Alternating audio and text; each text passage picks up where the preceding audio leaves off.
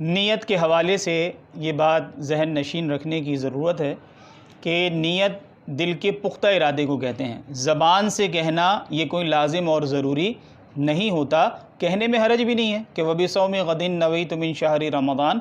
लेकिन अगर आपने ज़बान से नीयत नहीं भी की, मिसाल के तौर पे बिजली फ़ेल हो गई, अब टीवी से देख के उमूमन लोग जो हैं वो दुआ पढ़ रहे होते हैं, तो क्या मतलब रोज़ा ही शुरू नहीं होगा? तो ऐसा नहीं है, बल्कि दिल में इरादा है हमारा रोज़ा रखने का, तो ये नीयत काफ़ी है, वही नीयत करार पाती है।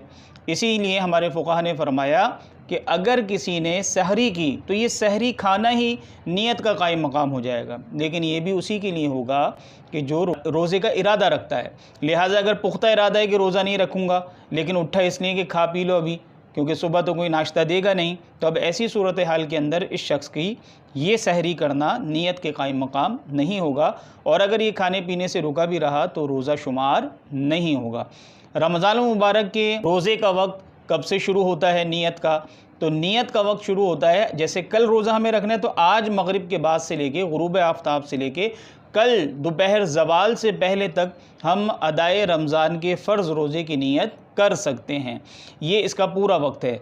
दिन में अगर नीयत करेंगे, बिलफ़र्ज़ आँख नहीं खुल सकी, देर से आँख खुली, तो उसमें यूँ नीयत करेंगे कि मैं सुबह सादिक से रोज़ेदार हूँ। और इसमें यह भी ज़रूरी है कि रोज़े के मुनाफी जानबूझ के कोई अमल ना किया हो। मिसाल के तौर पे जानबूझ के कुछ खा लिया पी लिया तो अब कोई फ़ायदा नहीं है, अब ये रोज़े की नीयत नहीं हो सकती। अब ये रोज़ा रोज़ेदार की तरह तो गुजारना वाजिब है हमें, कि अगर रोज़ा किसी वजह से नहीं भी रख सका है आदमी और वो शरई उज़्र नहीं था, तो अब उसके लिए वाजिब होता है कि वो रोज़ेदार की तरह एहतराम रमज़ान की वजह से अपने आप को पूरा वक्त इसी तरह अपने आप पर गुजारे।